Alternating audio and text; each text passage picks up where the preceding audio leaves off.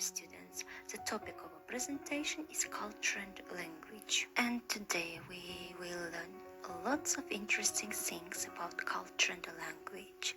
The plans of our presentation are the first one, beliefs and values of different nations, types of beliefs and values, superstition around the world, tangible and intangible cultural heritage, and the last one, relationship between culture and language.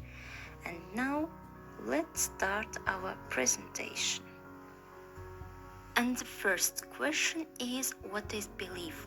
Beliefs are ideas a person holds true regardless if they are supported by hard, factual, and empirical evidence. It's a state of mind, a mental representation of an attitude of being positively inclined to believe in an idea as true. Psychologists define belief as one of the building blocks of conscious thought. Beliefs are usually rooted in religion, but not always. People hold the belief of a God that created the heavens and the earth, or that Jesus Christ was resurrected from the dead. Muslims believe in Allah, and the Chinese revere Confucius. These are all religious beliefs built upon religious ideas and concepts and are not necessarily based on scientifically proven data. The next question is, what is value? Values usually refer to an abstract rule that can be applied to many experiences. It can also be applied as a personal choice in numerous situations. Values can also be defined as a moral choice an individual uses consistently in many situations. Thus, it can be used to know a person's sense of right or wrong, or what should be done in certain situations. Values can influence one's behavior and attitudes. For example, peace, justice, and equality for all, or time is gold, are examples of values people may follow. Values can differ from person to person, or taking a wider perspective, they can differ for people across all cultures. The basic foundation of one's humanity, attitudes, and how one views everything that surrounds him or her. And decisions are often made based on values. So, what is the difference between values and beliefs? While people use both as their guiding principles in life, these terms are essentially different. Values are abstract rules people apply to many life experiences. These are personal deeds people hold on to as truths and are not related to past experiences. Beliefs are assumptions people hold as true and that are related to past learned experiences. Values can affect behavior and character, whereas beliefs can influence one's morals and values. Values apply and are directly related to everyday life, while beliefs are often rooted in faith and religion. Some examples of values are the concept of loyalty, fairness, and respect. Beliefs would include the concept of God and evil, astrology, and the like. And now I'll give you some examples of beliefs and values of different nations. The first example is about Indians. There are lots of values of Indians, and the first one is respect. Respect is an extremely valued component of the everyday life of people in India. Children are taught from a very young age to always respect their elders. Even as adults, the elderly are still at the top of the totem pole. Children take care of their parents once they are adults, and their parents will most likely live with them until their lives have ended. The next one is family. Family is also an extremely important component of Indian culture. Families are valued highly and are a part of an individual's life until death. often when people get married, they take in their older relatives and other relatives and provide support of them. The third one is modesty. The value of modesty is emphasized. Even when one does well and achieves something, one must remain modest. Boasting and loud behaviors that attract attention to oneself are discouraged. Modesty regarding one's physical body is also common among most Indians. Indian children and their parents may not speak freely of their various accomplishments. Therefore, non-Indians are generally unaware of special achievements. Regarding the matter of physical modesty, many Indian students experience difficulty and embarrassment in physical education classes and similar classes in which students are required to undress in front of others. The next one is placidity. Placidity is valued as is the ability to quiet and still. Silence is comfortable. Most Indians have few nervous mannerisms. Feelings of discomfort are frequently masked in silence to avoid embarrassment of self or others. When that is, Indians observe in silence while inwardly determining what is expected of them. Indians are generally slow to demonstrate signs of anger or other strong emotions. This value may differ sharply from that of the dominant society, which often values action over inaction. This conflict is values often results in Indian people being incorrectly viewed as shy, slow, or backward. The silence of some Indians can also be misconstrued as behaviors that snobs, ignores, or appears. The next one and the last one is patience.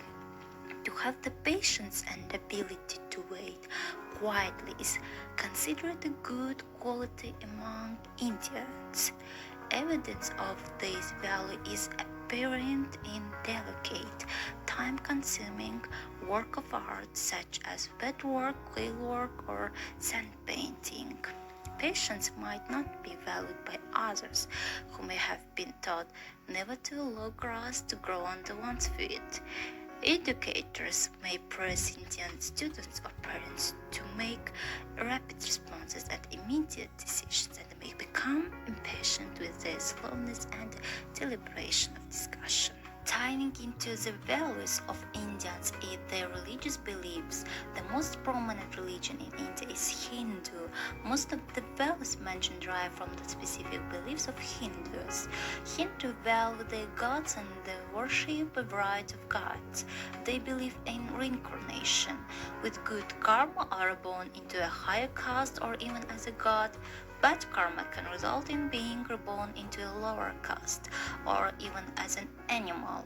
The ultimate goal of a Hindu is to reach nirvana. Nirvana is the releasing of the soul from a cycle of reincarnation or rebirth. The next example is about Mexicans. Mexicans generally value their families, not only spouse, kids, but also the extended one. Friendship, there is a tradition of compadres. That is when the person is the godfather or godmother of one of the children. Then the parents are compadres. They become like family. Mexicans generally value their families, not only spouse, kids, but also the extended one. Friendship, there is a tradition of compadres. That's when the person is the godfather or godmother of one of the children. Then the parents are compadres. They become like family. Community, people in Mexico love to host or are always ready to receive people at home, to make parties, to make everybody feel comfortable. They are capable of helping anyone of their communities in need. They take care of others, people, children, or anybody who needs someone to take care of or keep company. Mystical Mexican creatures and beliefs are part of the fabric of Mexican culture. Take this comment from a new friend of mine, for instance. Well, my daughter sleeps with me because they have always been known as elves.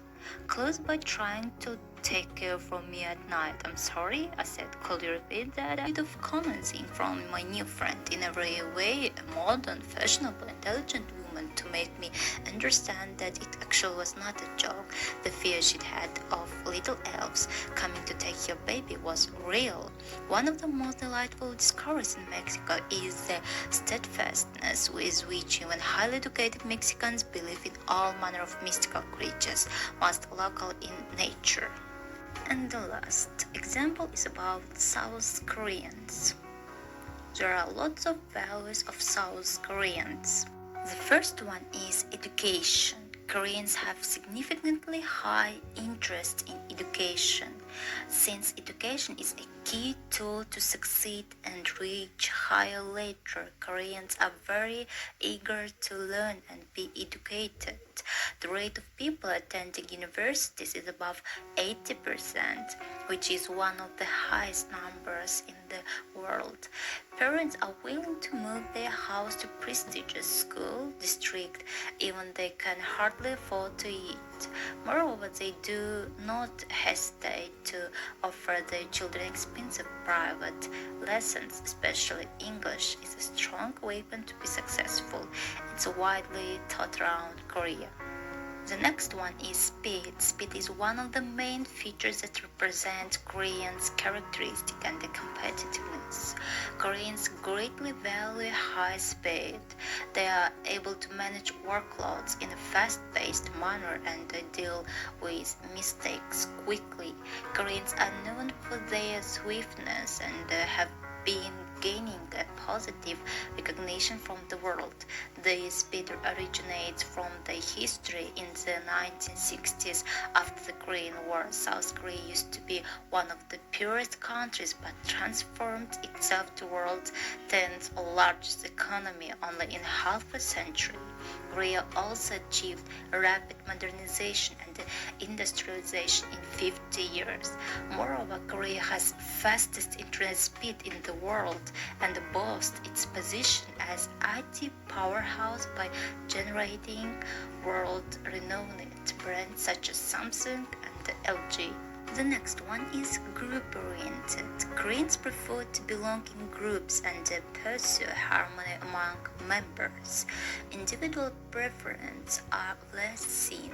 Naturally, Koreans are collectivists and have tendencies to comply to norms and procedures. Also, most Korean companies accept majority decision rather than paying close attention to individuals' voice. Goal-oriented. Koreans are goal-oriented. Once the goal is set, Koreans put every effort to make it successful. It's rooted from their strong motivation for high achievements and recognition. With the goal-oriented characteristics, Koreans could have enjoyed enormous economic success from the bottom of the world. Most Koreans have best interest at earning money and being rich. Koreans are one of the most materialistic people in the world. The last one, respecting elderly, is an important character of Koreans. There are many types of beliefs and now I would like to talk about them. The first one, existence. One of the simplest beliefs is that some given things exist. The classic existence belief is belief in God. It's the belief is in the outer world. If you realize that what we perceive in the eternal inference of what happens in the outer world is that what we perceive truly exists. Not that existence can also have temporal and morphological aspects. Thus, A can come into existence at a point in time. It can change into something else. For example, A becomes B. It can also disappear or become extinct. To believe that things can exist is also to believe that things do not exist. The next one is association. We understand things in terms of other things. Thus, we say A is like B or related to B in some ways. You look like your father, or a rose is a sort of flower. We also have an entire map within our heads of what we know. Think about something and other things come immediately to mind. And the next one is equivalence. We assume that things are the same. Also, in reality, everything is different, including two pennies. If you look closer enough, the trap of equivalence belief is in when we mean some elements of A are similar to some elements of B, and then shorten it to A is B. For example, you might say, "You are stupid." I could then be mildly upset because I equate all of stupid to all of me. The verbs to be is just a very dangerous word. Another classic equivalence error we make is that we assume that the map is the territory. We make eternal maps of the outer world and then act as if they are the something. And the last one is inaction. Shit happens is a common belief that is useful in accepting an imperfect world. We believe in the flow of time and the change of the world around us. We have a constant need to explain how things work, and a part of the explanation is a determined cause. A false form of causal belief is where we correlate two things and assume that because they happen at the same time or in the same place that one causes another. The detectives do this when a suspect was in the same place that a murder happened. There are two types of values. The first one is instrumental. Instrumental values reflect the means to achieving goals that they represent acceptable behavior to be used in achieving some end state. Instrumental values identify by including ambitions, honesty, and etc. Instrumental value refers to a single belief that always takes the form "I believe that such and such a mode of conduct is personal and socially preferable in all situations. With respect to all objects, an instrumental value is a tool or means of acquiring a terminal value.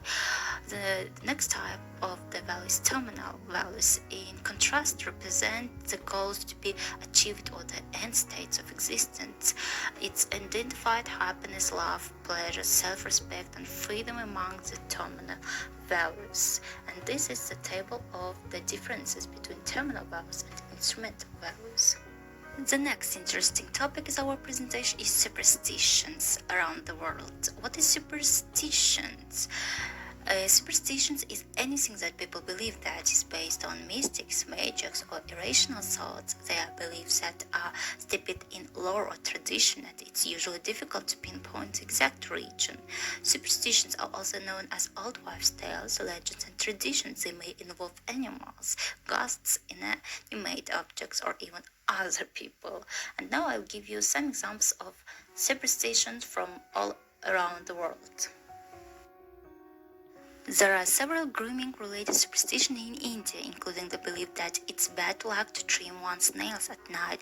Historically, people typically tried to avoid using sharp objects at night to avoid hurting themselves in low light, according to the US News. It's also considered bad luck to get a haircut on a Saturday in India. There are several grooming-related superstitions in India, including the belief that it's bad luck to trim one's nails at night. Historically, people typically tried to avoid using sharp objects at night to avoid hurting themselves in low light. It's also considered bad luck to get a haircut on a Saturday in India. According to legend, if the first thing you say on the first day of the month is rabbit rabbit, you'll have good luck for the rest of it. In the UK, alternatively, if you forget to speak the magic words in the morning, you can say tibber tibber, rabbit backwards, right before you go to bed at night. According to legend, if the first thing you say on the first day of the month is rabbit rabbit, you'll have good luck for the rest of it. In the UK, alternatively, if you forget to speak the magic words in the morning, you can say tibber tibber, rabbit backwards, right before you go to bed that night. Placing your wallet on the ground in Brazil is said to bring bad financial luck. This superstition is also popular in other South American countries. Giving flowers as a gift is a popular tradition all over the world. Also in in Russia, it's important to keep the symbolic meaning behind certain flowers in mind. Many people in Russia believe that yellow flowers symbolize the dead, so people avoid giving them their significant others. The superstition of believing that toasting with a glass of water brings bad luck or even death is commonly held in Germany.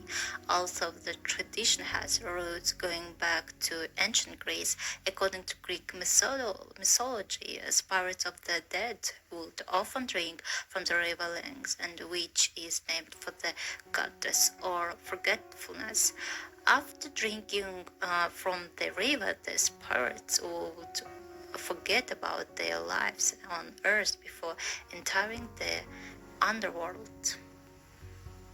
Meanwhile, in Denmark, people keep on collecting the pieces of broken plates and glasses in the whole year. When the New Year celebration comes, they throw those broken pieces on their friends or family. This is the belief of tighten the friendship and relationship between people are become closer. And the next topic is cultural heritage. What is cultural heritage? It often brings to mind artifacts, historical monuments, and the buildings, as well as archaeological sites. But the concept of cultural heritage is even wider than that. It has gradually grown to include all evidence of human creativity and expressions like photographs, documents, books, and etc. And there are two types of cultural heritage. The first is tangible cultural heritage. It refers to physical artifacts produced, maintained, and transmitted intergenerationally in a society. It includes artistic creations, built heritage, such as buildings and monuments, and other physical or tangible products of human creativity, and that invested with cultural significance in the society.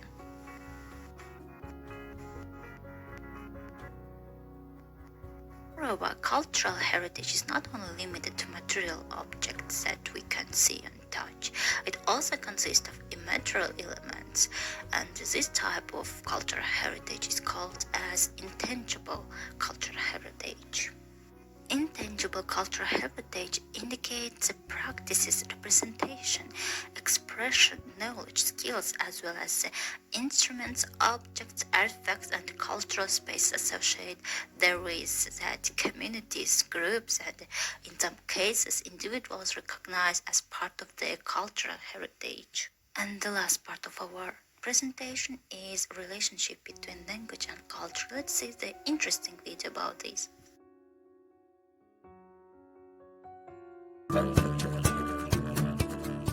The ability to communicate clearly is a key function for all people.